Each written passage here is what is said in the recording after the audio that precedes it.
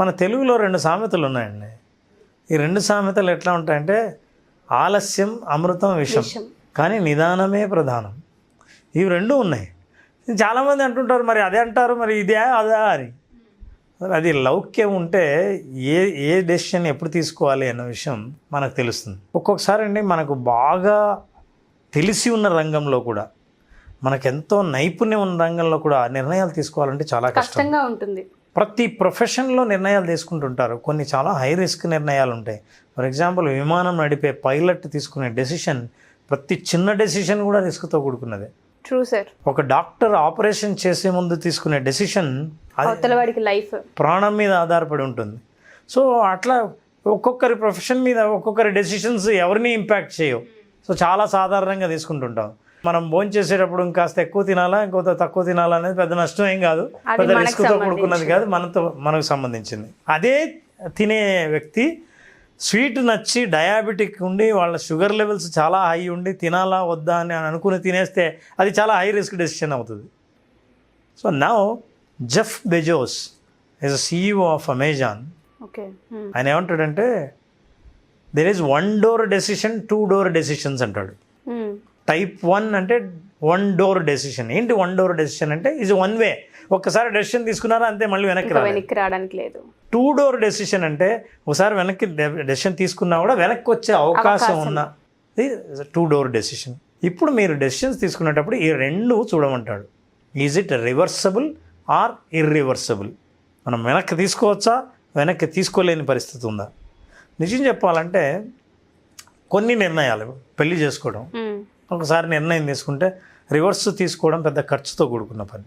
Exactly. అయితే psychology ఏం చెప్తుందంటే జీవితంలో ఏదైనా మీరు రివర్స్ తీసుకోవచ్చు. ప్రతిదానికి ఛాయిస్ ఉంది, దేనికైనా ఛాయిస్ ఉంది. అయితే ఆ ఛాయిస్కు కాన్సిక్వెన్సెస్ ఉంటాయి, పరిణామాలు ఉంటాయి. ఆ పరిణామాలని మీరు ఎదుర్కోవడానికి సిద్ధంగా ఉంటే మీరు ఏ నిర్ణయం అయినా తీసుకోవచ్చు. ఈ దేశం వదిలి ఇంకో దేశంలో స్థిరపడాలని కోరుకోవచ్చు, 2-3 పెళ్ళిళ్ళు చేసుకుని 4వ పెళ్లి కూడా చేసుకోవడానికి సిద్ధపడవచ్చు. దానికి సంబంధించిన పరిణామాలన్నీ సామాజిక చట్టరీత్యా అందరితో మీరు ఎదుర్కోవడానికి సిద్ధంగా ఉంటే మీరు నిర్ణయం తీసుకోవచ్చు. అయితే ఎవరైనా సరే నిర్ణయం తీసుకునే ముందు తక్కువ రిస్క్ ఉండి, తక్కువ ప్రమాదం ఉండి, తక్కువ నష్టం ఉండే డెసిషన్ తీసుకోవాలని అనుకుంటారు. ఎలా తీసుకోవాలి?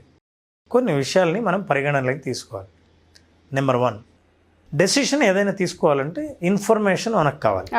ఇన్ఫర్మేషన్ కావాలంటే అది ఖర్చుతో కూడుకున్నది, సమయం తీసుకుంటుంది.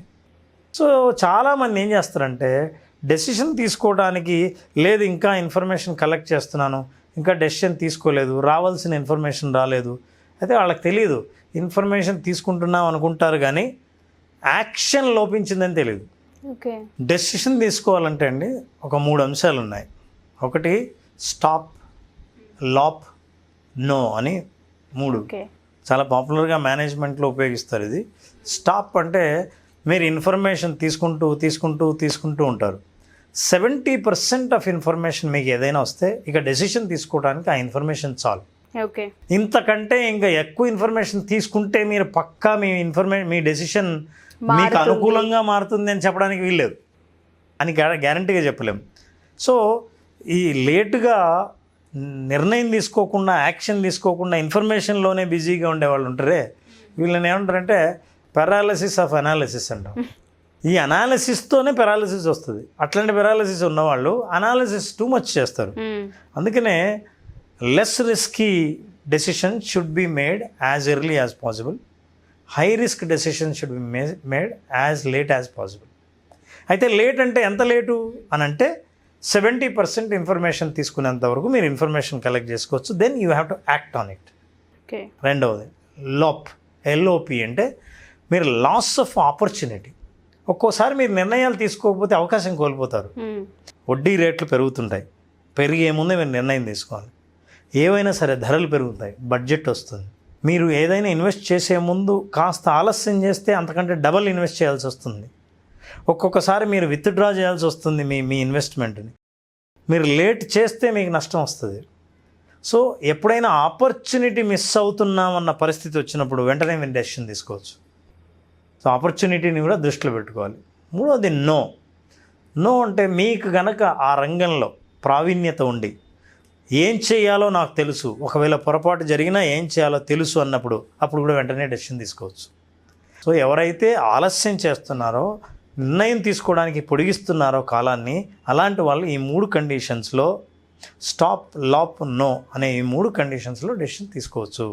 ఓకే. సో ఈ అనాలిసిస్ని తగ్గించేసి 70% ఇన్ఫర్మేషన్ వచ్చిన తర్వాత నిర్ణయం తీసుకోవచ్చు.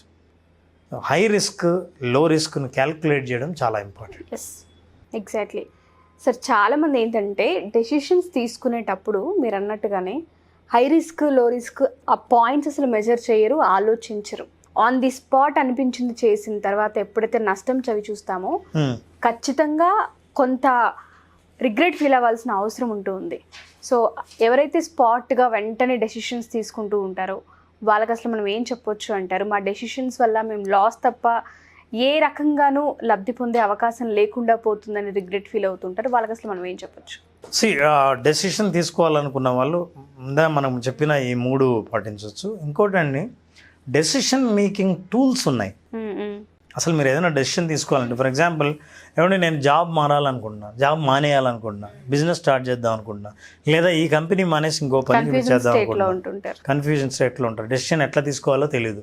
లేదా ఈ బిజినెస్ పెద్దగా ఇలా లాభాలు రావట్లేదు, ఇంకో బిజినెస్కి వెళ్దాం అనుకుంటున్నా, నో గ్యారంటీ అక్కడ వస్తాయని మీకు అనిపించవచ్చు.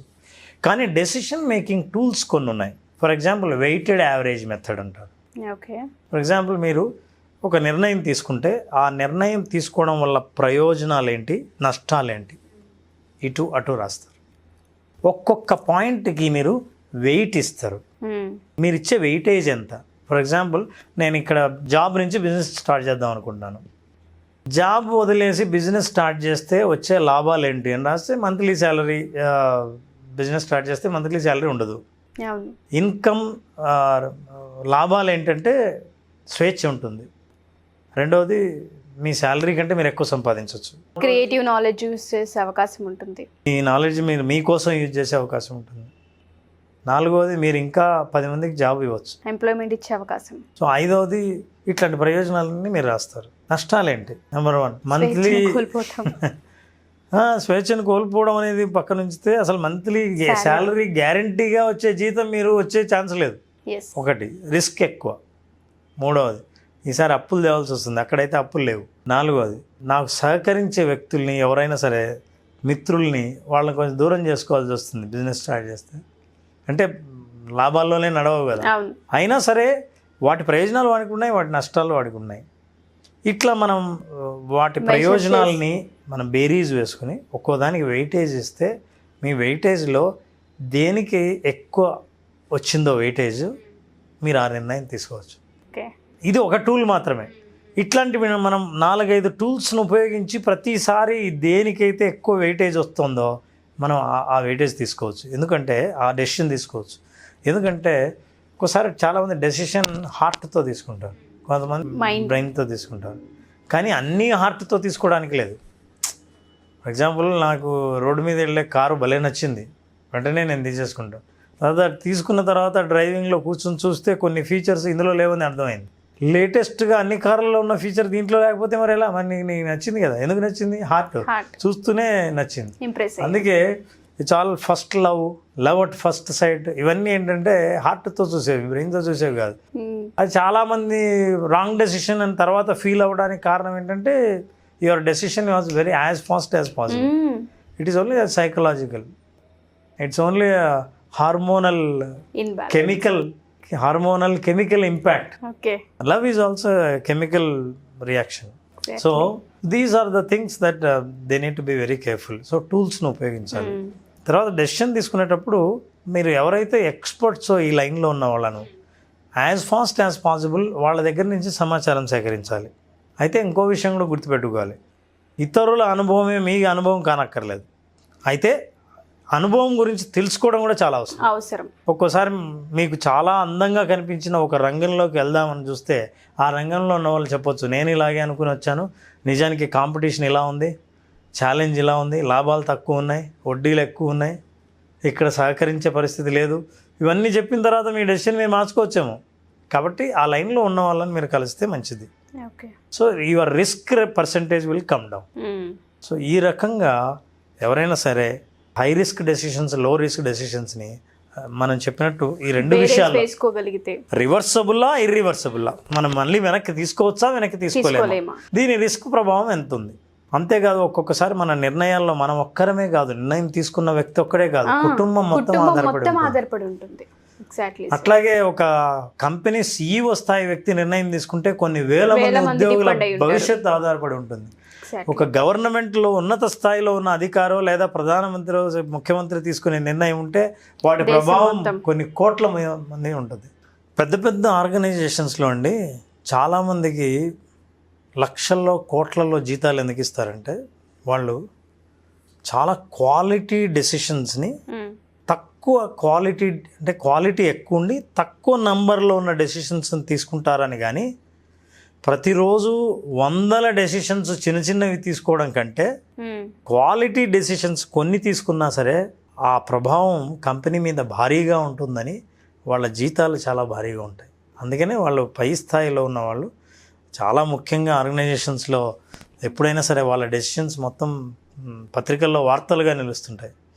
ఎందుకంటే వాళ్ళకి అంత శాలరీ ఇవ్వడం, వాళ్ళు తీసుకునే నిర్ణయాలు క్వాలిటీ నిర్ణయాలు అయి ఉంటాయని. తక్కువ నంబర్ అయినా సరే మనం ప్రతిరోజు ఎన్నో డెసిషన్స్ తీసుకుంటుంటాం, కానీ అవంతా క్వాలిటీ కాకపోయినా అందుకే అది తక్కువ శాలరీ వాళ్ళకి పనిచేసేది దానికి. మేజర్ లైన్ సార్ ఇది. So decision making is very important for anyone.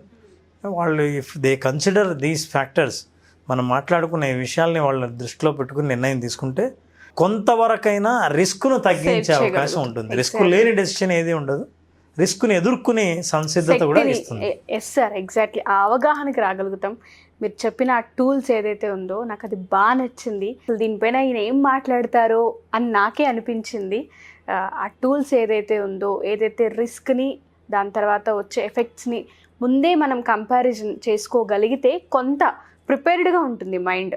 అప్పటికప్పుడు షాక్ అయిపోవడం, స్టన్ అయిపోవడం అలాంటివి జరగవు లైఫ్లో. దానివల్ల మెంటల్ ఎవరు డల్ అవ్వరు. Thank you sir, thank you so much. Thank you so much.